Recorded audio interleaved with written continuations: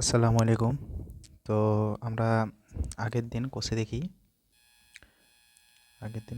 26.1 page number ছিল তোমাদের 340। এই পেজের তিনটি পদ্ধতি শিখিয়েছিলাম, তাই তো? কল্পিত পদ্ধতি, বিচ্যুতি প্রত্যক্ষ পদ্ধতি আর ক্রমবিচ্যুতি পদ্ধতি। তো আজকে আমরা এই চ্যাপ্টারে কিছু কিছু ইম্পর্টেন্ট ম্যাথগুলো করব। তো আমরা যে ইম্পর্টেন্ট ম্যাথটা করব সেটা হচ্ছে 5 নম্বরটা করব। তো 5 নম্বর অঙ্কটা কী বলেছে দেখো। বলছে রহমত চাচা তার 50টি বাক্সে বিভিন্ন সংখ্যায় আম ভরে পাইকারি বাজারে নিয়ে যাবে। মানে 50টি বাক্সে আম ভরেছে। এবার কতগুলি বাক্সে কতগুলি আম রাখলেন তত্ত্বের সাহায্যে দিয়ে দিয়েছে। দেখো আমের সংখ্যা আছে 50 থেকে 52টা আছে 6টি বাক্সে, ঠিক আছে। আর 52 থেকে 54টা আছে 14টি বাক্সে, 54 থেকে 56টা আছে 16টা বাক্সে, আর 56 থেকে 58টা আছে 9টি বাক্সে, আর 58 থেকে 60 আছে 5টি আছে, মানে 5টি বাক্সে। বলছে আমি ওই 50টি বক্সে গড় আমের সংখ্যা নির্ণয় করি। এবার 50টি বক্স আছে, তাই তো? দেখো 16, 14, 9, 9, মানে 16, 14, 14, 6, 16, 6, 14, 16, 9, 15, 5, এই কটা যোগ করে দেখো নর্মালি 50টি পাবো। তাহলে 6, 20, 14, 30, 50। তাহলে 50টি বক্সে মোট কতগুলো আম আছে আমাকে যে কোনো পদ্ধতিতে করতে বলেছে। হ্যাঁ, তো আমরা কী করবো? কল্পিত পদ্ধতিতে করব।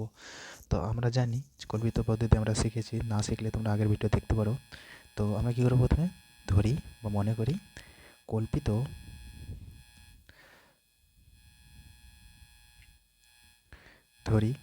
কল্পিত গড়, একটা কল্পিত গড় ধরে নিতে হয়। কল্পিত তোমরা অন্য পদ্ধতিতে করতে পারো। কল্পিত গড় এ, যেটা আমি ধরবো 55। কেন ধরলাম 55 সেটা তোমরা বুঝতে পারবে। দেখো ছকটা প্রথমে করি। প্রথমে লিখবো কি আমরা? আমের সংখ্যা। তারপরে আমাদের ছক হবে বাক্সের সংখ্যা।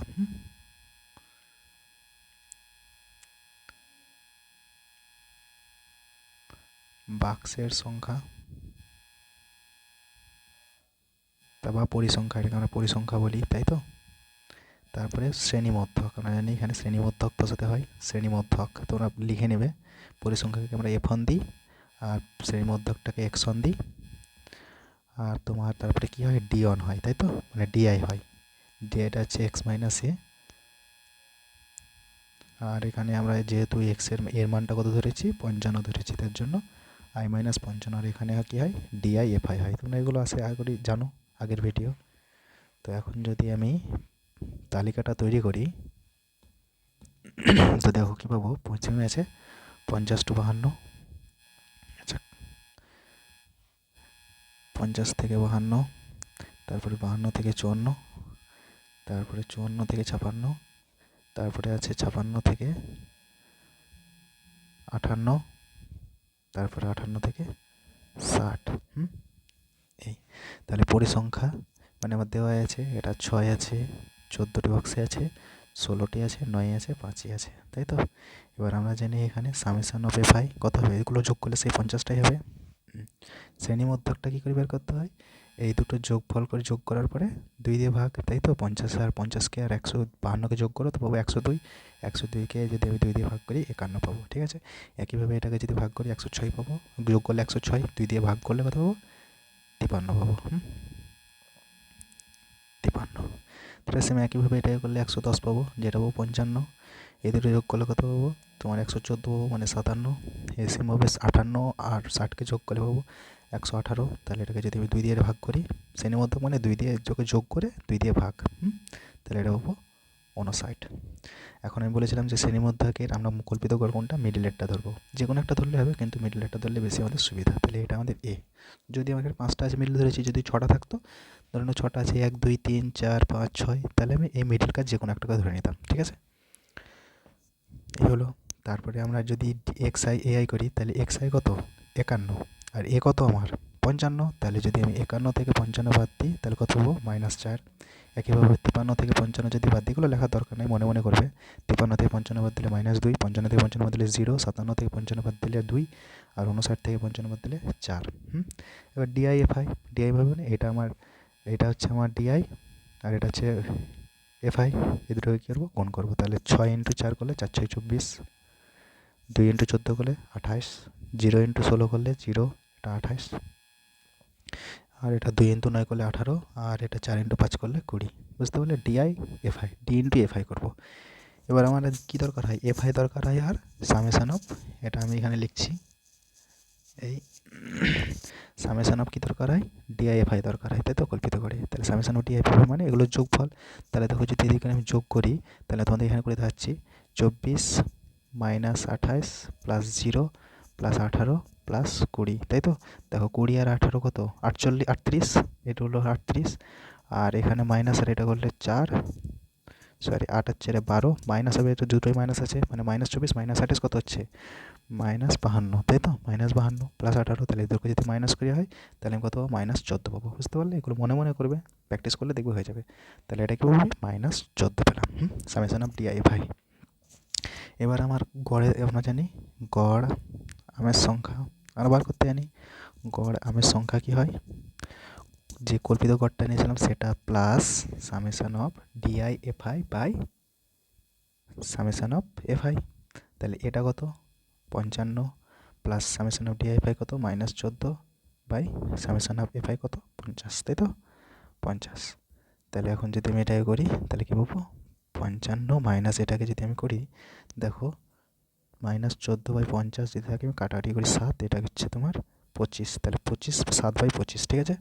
তাহলে 7/25 মাইনাসটা আমি পরে লিখছি 25, সেটাকে যদি আমি ভাগ করি তাহলে কী পাবো? 0 একটা 0 পয়েন্ট নিলাম, পয়েন্টের বদলে 0, 25 দুগুণে 50, তাহলে এখান থেকে আসবে তোমার 5 3 4 আচ্ছা 25 দুগুণে 50 না, 25 দুগুণে 50, তাহলে এখানে আসবে কত? 20, 10 পদে একটা 0 নিতে পারবো, 8 25 200, তাহলে 0.28, তাই তো। তাহলে এটা কী পাবো? -0.28। তাহলে এটাকে যদি এটা যে মাইনাস করি তা কী হবে? 54.72, এটাই আমাদের কিন্তু অ্যান্সার। বুঝতে পারলে? আশা করি তোমরা বুঝতে পারলে, না বুঝতে পারলে আরেকবার ভিডিওটা দেখতে পারো।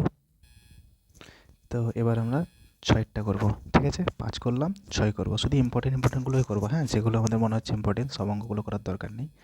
বাকি যেগুলো দরকার হবে আমি করিয়ে দেবো। 26.1 যতগুলো দরকার বা যেভাবে আসতে পারে অঙ্ক সবগুলো করিয়ে দেবো, চাপ নিও না, শুধু রীতিমতো ক্লাস করে যাও। তো 6টা কী বলেছে দেখো, বলেছে মহিদুল পাড়ার হসপিটালে 100 জন রোগীর বয়স নিচে লিখলে, মানে 100 জন রোগীর বয়স লিখেছে। দেখো বয়স লেখা আছে 10 থেকে 20 জনের, রোগীর সংখ্যা 12, মানে 12 জন রোগীর সংখ্যা, 12 জন রোগীর বয়স হচ্ছে 20 থেকে 10, 10 থেকে 20, 8 জনের 20 থেকে 30, 22 জনের 30 থেকে 40, এভাবে লেখানো আছে। ওই 100 জন রোগীর গড় বয়স হিসাব করে দেখি, বা গড় 100 জনের গড় বয়স লিখতে হলে সেম ম্যাথ যে কোনো পদ্ধতি বলেছে, এটা আশা করি তোমাদের করে দিতে হবে না, তবুও আমি খুব মানে তাড়াতাড়ির মধ্যে করে দিচ্ছি তোমাদেরকে। দেখো প্রথমে কী করবো, ধরি কল্পিত গড় এ সমান কত হবে। আচ্ছা কল্পিত গড়টা আমি পরে লিখছি, আগে ছকটা করি, তাহলে আমরা বুঝতে পারবো। আচ্ছা বেশ, আমি প্রথমে ছকটা টেনে নিই, হ্যাঁ। আচ্ছা থাক, ক্লাস চলুক, ছকটা টানি। তাহলে কি আমার প্রথমে হবে বয়স, তাই তো, বয়স, বয়স এটা কি বছরে আছে লিখতে পারো। তারপরে কি রোগীর সংখ্যা, রোগীর সংখ্যা যেটা আমাদের কী হয় পরিসংখ্যা হয়, তাই তো, পরিসংখ্যা এফআই। তারপরে কি আছে আমাদের শ্রেণীমধ্যক, আমরা জানি কল্পিত গড়ে এটাও করছি, তোমাদের যে কোনো ইচ্ছা করতে পারো কল্পিত গড় এক্সআই, যদি বলে যে কোনো মাধ্যম তো কল্পিত গড়টাই করবে, হ্যাঁ, ইজি হয়। শ্রেণীমধ্যক হলো, তারপরে হচ্ছে ডিআইটা কী পাবো আমরা, এক্সআই মাইনাস এ, ডিআই সমান আমরা এটা কি পেয়েছি এখনও লিখিনি, হ্যাঁ পরে লিখছি, আর এটা হচ্ছে ডিআইএফআই, ঠিক আছে। তো বছরের সংখ্যা কী দেওয়া আছে দেখো, 10 থেকে 20, 20 থেকে 30, 30 থেকে 40, 40 থেকে 50, 50 থেকে 60, আর 60 থেকে 70। পরিসংখ্যা যেটা দেওয়া আছে সেটাই এফআই, তার পরিসংখ্যা দেখো নিচে দেওয়া আছে, রোগী সংখ্যাটাই পরিসংখ্যা, 2 8 22 20 18 20, এগুলো পরিসংখ্যা দেওয়া আছে, মানে কি রোগীর সংখ্যা, সেটাই কী হবে আমাদের সামেশন অফ এফআই। আর সামেশন অফ এফআই মানে যে মোট যতজন আছে সেটাকে সামেশন অফ এফআই বলছে, বা পরিসংখ্যা বলে। মোট যতটি সংখ্যা আছে, মোট যতটি সংখ্যা আছে সেটাই হচ্ছে আমাদের পরিসংখ্যা। আগেরতে যেমন বাক্সের সংখ্যা যতগুলো ছিল, মোট বাক্সের সংখ্যা সেটাই পরিসংখ্যা ছিল, মানে বাক্সের সংখ্যাগুলো পরিসংখ্যা, সেমে কীভাবে রোগীর সংখ্যাগুলো পরিসংখ্যা। এগুলো শ্রেণীর মধ্যে কীভাবে বার করবো আমরা, সন্নিহিত বের করার জন্য এই দুটো যোগ করে 2 দিয়ে ভাগ, তাই তো। তাহলে 15, আর এটা হচ্ছে 50 25, এটা 70 35, আর এটা 90 মানে 45, আর এটা 110 মানে 55, আর এটা 130 মানে 115, আচ্ছা সরি, এটা 55, আর এটা 130 মানে 65। তাহলে আমাদের কাজ কি হবে ডিআই বাই এক্স আই। এখন আমরা কী করবো যে মিডলকার জিনিসটা ধরবো। তাহলে আমরা 35কে কল্পিত ধরতে পারি অথবা 45কে ধরতে পারি। তো আমাদের নর্মালি তোমরা যেটা বলবে 45কেই ধরছি আমরা। হ্যাঁ, তাহলে কল্পিত গড় হচ্ছে আমাদের 45A।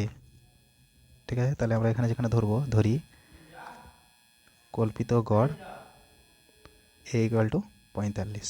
তাহলে এখন কে যাবে, তাহলে এখন আমরা তো কী করবো, তো এবার আমাদের কাজ হবে এক্স মাইনাস এ। তাহলে এর আমরা কোনটা ধরেছি, 45 ধরেছি, তাই তো 45। হ্যাঁ 45 ধরতে পারো, 35 ধরতে পারো, কী ধরবো, আচ্ছা 35ই ধরি আমাদের। তাহলে এস হচ্ছে 35। তো এখন 45 হলে হবে, অসুবিধা নেই, তোমরা চালিয়ে দেখতে পারো। তাহলে এখন আমাদের এক্স মাইনাস এক্স ওয়ানটা কি 15, 15 মাইনাস আমাদের কি 35, 15 মাইনাস 35 করলে -20, তাই তো -20। যদি 35 মাইনাস 25 করি তাহলে -10, 35 মাইনাস 25 করলে 0, 45 মাইনাস 35 করলে 10, আর 55 মাইনাস 35 করলে 20, 35, 65 মাইনাস 35 যদি করি কত পাবো, 30। ঠিক আছে, একইভাবে মাল্টিপ্লাই ডিআই ভাই ডিআই কোনটা, এটা ডিআই আর এটা এফ আই। তাহলে 12 ইন্টু -20 মানে কত, -240। ঠিক আছে, একইভাবে 10 ইন্টু 8 মানে -8, এটা 0 ইন্টু 22 এটা 0 হবে। 10 ইন্টু 20 200, তারপরে 18 ইন্টু 20 কত 36 মানে 360, আর 30 ইন্টু 20 মানে 600।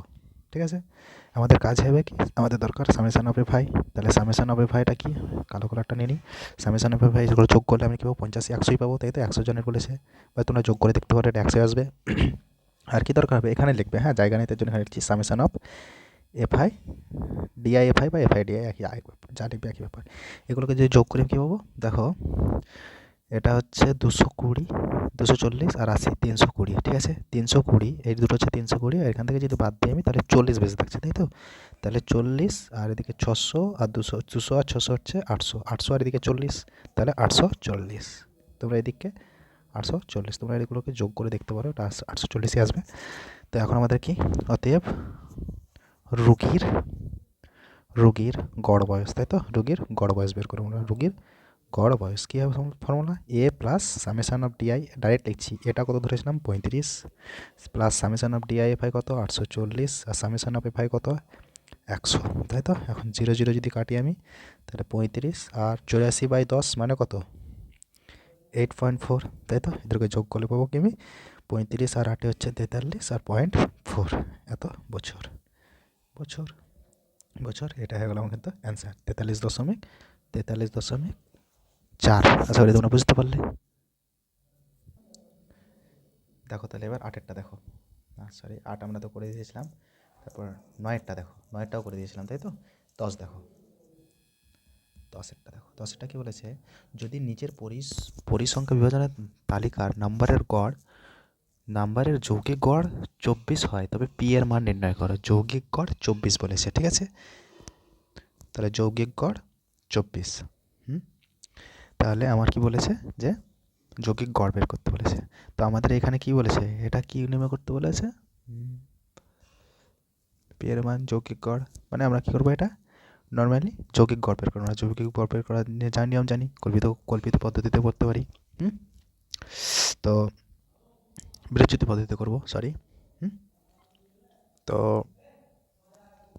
এখানে তোমার যদি আমি ছকটা টানি, প্রথমে কি লিখবো, শ্রেণীমধ্যক বা শ্রেণী সীমানা যেটা দেওয়া আছে, শ্রেণী সীমানা, তারপরে ছাত্র সংখ্যা, তাই তো, যেটা হয় পরিসংখ্যা আমি লিখলাম না, এফ আই লিখলাম। আর তারপরে হয় শ্রেণীমধ্যক,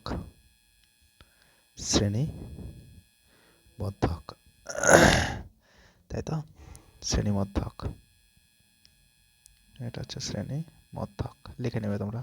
তারপর কি হয়, ইউ আই হয়, তাই তো, আমরা দেখেছিলাম U I, X I minus A by কি হয় এইচ, তাই তো।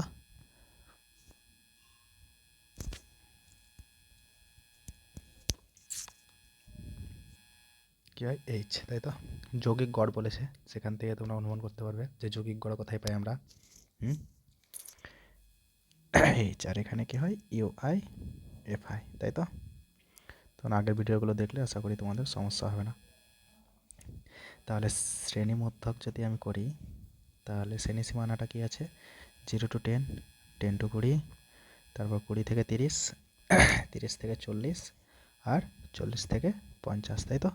ছাত্র সংখ্যা বা পরিসংখ্যা কী কী আছে দেখো, 15, 20, 35, পি আর 10। আমাকে কিন্তু কী বলেছে যে যৌগিক গড় বলে দেওয়া আছে, হ্যাঁ, আমাকে পি এর মান বের করতে হবে। তো যৌগিক গড় আমরা এই পদ্ধতিতে দেখেছিলাম যে UI minus UI XI minus ইউআইটা বার করতে হবে এক্সআই মাইনাস তোমার XI minus A by H, যেটা আমরা ক্রমবিচ্যুতি পদ্ধতি দেখেছিলাম। তো এখন যদি আমি করি শ্রেণীমধ্যকটা কি, 10 আর 0 যোগ করে 2 দিয়ে ভাগ করলে 5 পাবো, 20 আর 10 যোগ করলে পাবো 15, তার মতো একটুকু ক্ষমা করবে, বারবার আমাকে ডাকতে আসছে ওই জন্য, যাই হোক। তো এখন আমরা যদি 20 প্লাস 30 করে 50, 50 প্লাস 2 দিয়ে ভাগ করলে কত পাবো 25, তাই তো? আর 30কে 30 প্লাস 40 করলে 70, তাহলে 70কে 2 দিয়ে ভাগ করলে 35 পাবো। আর 50 প্লাস 40 90, 90 করলে কত পাবো তোমার 45 পাবো, তাই তো? ওগুলো লিখে নিই আমরা 45। আমরা এখন যে কোনো 5 মিডলটা এটাকে আমরা ধরবো কি এ, তাহলে আমাদের এখানে কী ধরতে হয়, ধরি এ ইকুয়াল টু 25,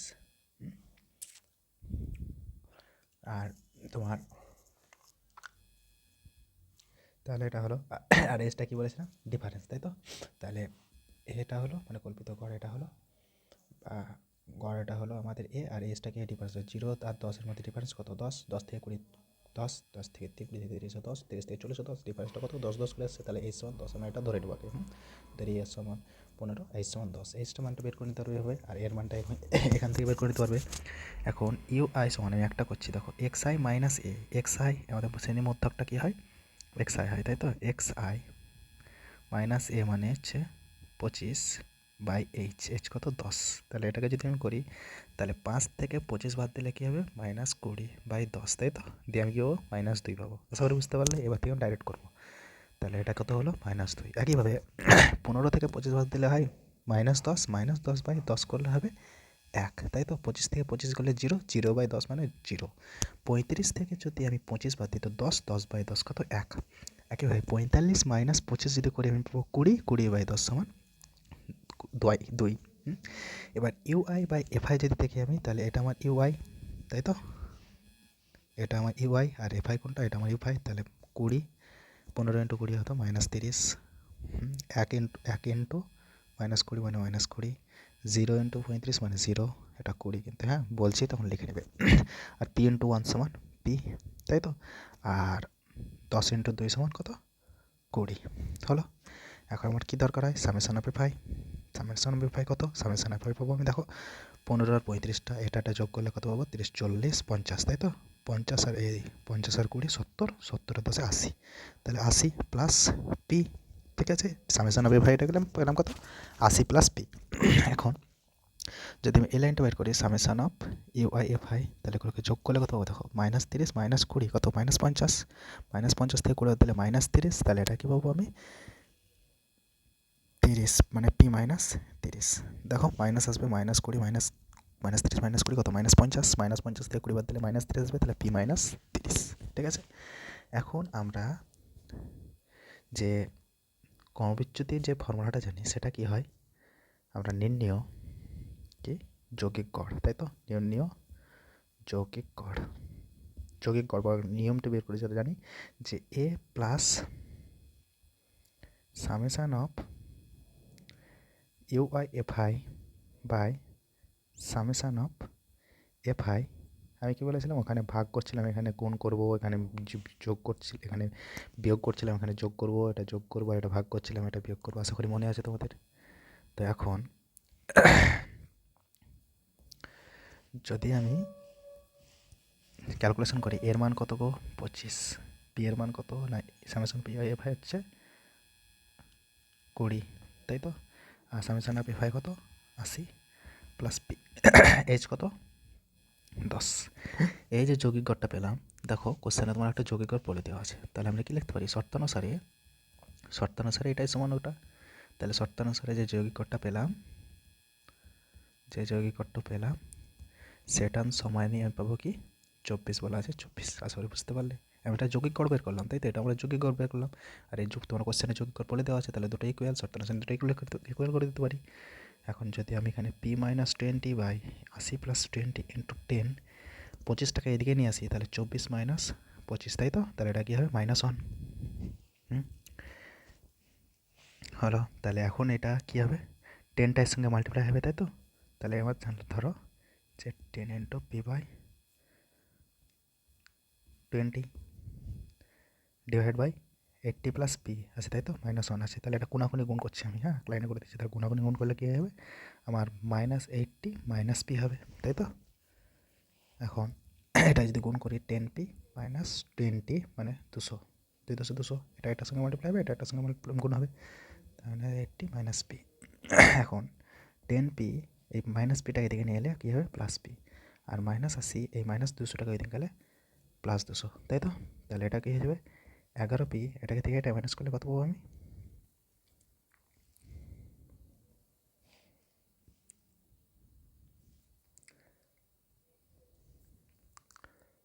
সরি, এখানে p=30 ছিল, হ্যাঁ, এখানে আমি বসাতে একটু ভুল করেছি। p= তাই তো বলি, p=30, p=30, এখানে ওটা 30, তাহলে 10 × 300, তাই তো? তাহলে এটা হবে 300। তাহলে 300 থেকে যদি 80 বাদ দিই আমি, তো কত পাবো? 220। তাহলে 11p = কী পাবো? 220। তাহলে এখন আমি যদি একটা পেজ নিয়ে নিই, যদি আমি p = 11 সঙ্গে কোণ আছে, তাহলে 11, তাই তো? তাহলে 11 × 22 = 20। তাহলে আমাদের পি এর মান কত হলো? দেওয়ার পর পি এর মান হচ্ছে 20। এটাই আমাদেরকে বের করতে বলেছিল। তো আশা করি ক্লাসটা তোমাদের ভালো লাগলো। তো ভালো লাগলে একটা লাইক করে দিও, তাতে আমি একটু মোটিভেট হতে পারি। তো দেখা হচ্ছে পরের ক্লাসে। আসসালামু আলাইকুম।